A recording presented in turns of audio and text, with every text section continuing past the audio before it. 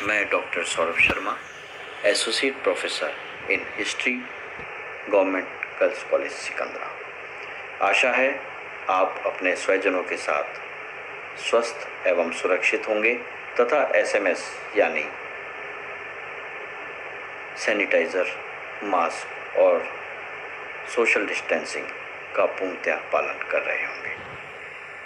जैसा कि आप सभी को विदित है कि वर्तमान कोविड जन्य परिस्थितियों में महाविद्यालयों में नियमित कक्षाएं नहीं हो पा रही हैं। ऐसे समय में आयुक्तालय एवं राज्य सरकार के निर्देशानुसार स्थानीय महाविद्यालय प्रशासन ने यह निर्णय किया है कि अपने स्टूडेंट्स को ई कंटेंट उपलब्ध कराया जाए, सोशल मीडिया और नवीन तकनीकों का सहारा लिया जाए, जिससे स्टूडेंट्स के अध्ययन में कोई बाधा उत्पन्न नहीं हो। तो ये व्यवस्था जब तक प्रारंभ रहेगी, जब तक कि नियमित कक्षाओं का अध्ययन प्रारंभ नहीं हो जाता है। लेकिन इसमें आपसे भी कुछ अपेक्षाएं हम लोगों की रहेगी। अपेक्षा ये रहेगी कि आप जो भी ई कंटेंट या ई लेक्चर आपको प्राप्त होता है, आप उसका अध्ययन करें, उस पर विचार करें, और यदि आपका कोई जिज्ञासा या प्रश्न है तो प्रत्येक कक्षा के हिसाब से पृथक पृथक व्हाट्सएप समूह बनाया गया है।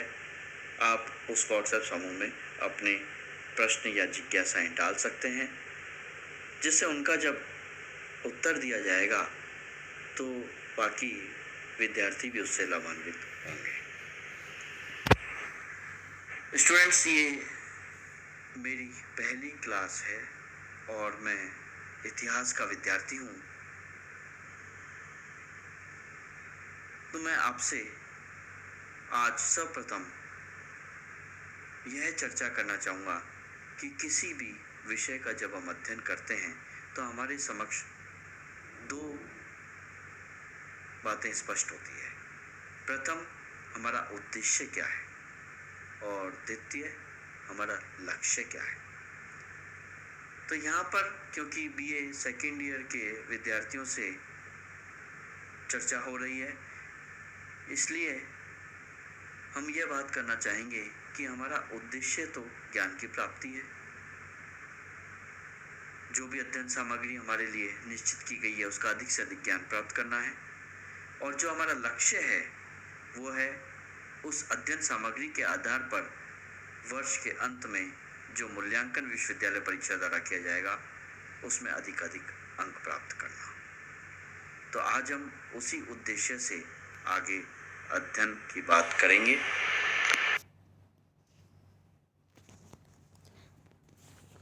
इसमें सर्वप्रथम हम ये देखने का प्रयास करेंगे कि हमारा परीक्षा का प्रारूप क्या है, और उसके बाद हम देखेंगे कि हमारा पाठ्यक्रम क्या है, हमें क्या क्या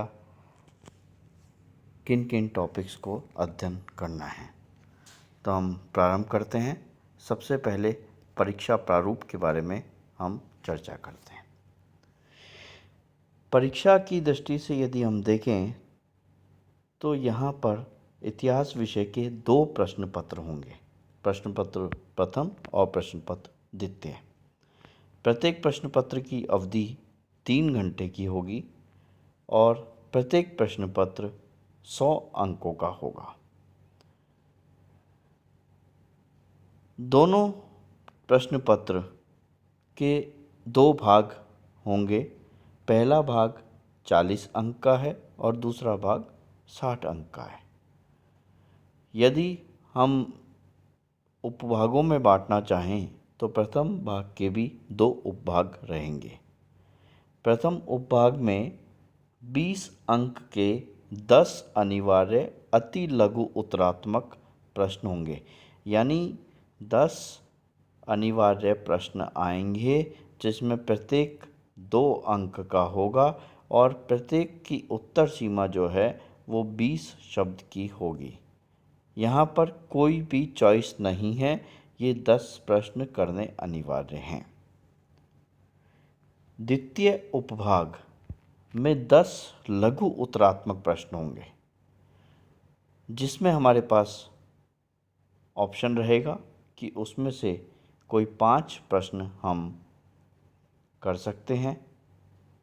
5 प्रश्नों का चयन करने की हमारे पास स्वतंत्रता रहेगी और प्रत्येक प्रश्न के 4 अंक होंगे और शब्द सीमा का विशेष रूप से ध्यान रखिएगा। 50 शब्द से अधिक का उत्तर नहीं होना चाहिए।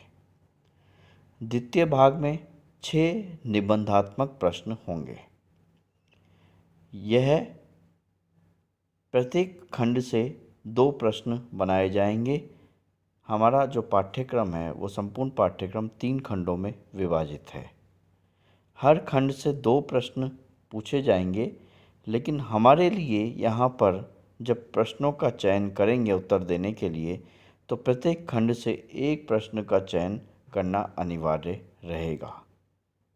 यानी यहाँ पर हमारे पास चयन की स्वतंत्रता होगी, लेकिन वो चयन की स्वतंत्रता केवल उस खंड में ही होगी, किसी दूसरे खंड से उसको हम सम्मिलित नहीं कर सकते हैं। यानी प्रत्येक खंड में जो 2 प्रश्न हैं उनमें से 1 प्रश्न करना अनिवार्य रहेगा और प्रत्येक प्रश्न 20 अंकों का होगा। इस प्रकार से ये 60 अंकों का भाग द्वितीय भाग रहेगा।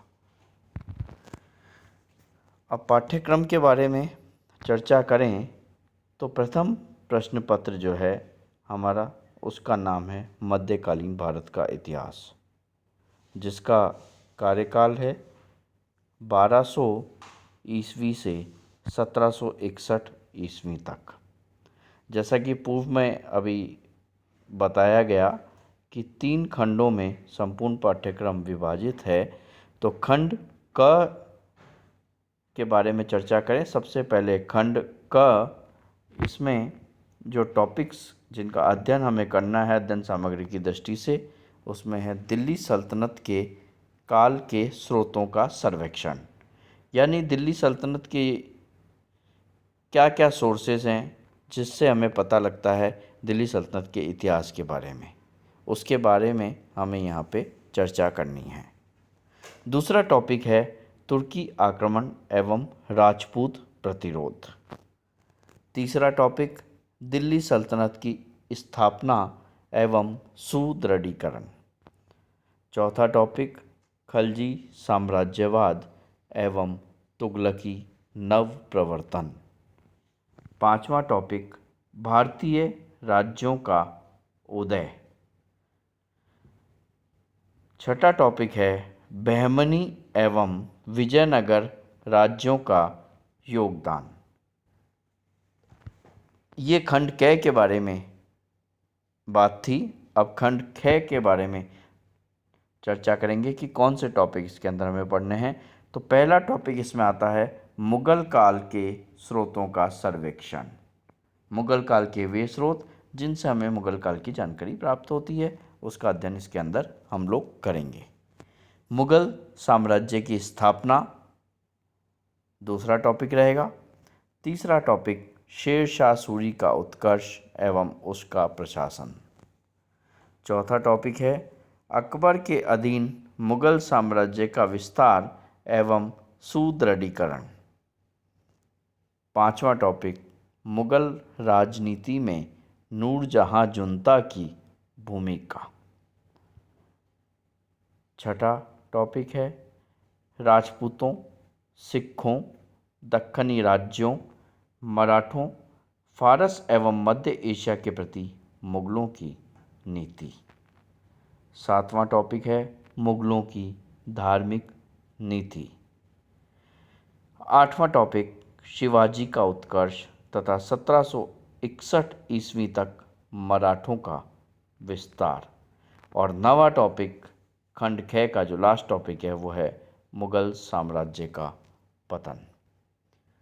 तीसरा खंड जिसे खंड ग के नाम से जाना जा रहा है, उसमें पहला टॉपिक रहेगा मध्यकाल में राजशासन, समाज, अर्थव्यवस्था एवं संस्कृति की प्रमुख विशेषताओं का आलोचनात्मक मूल्यांकन।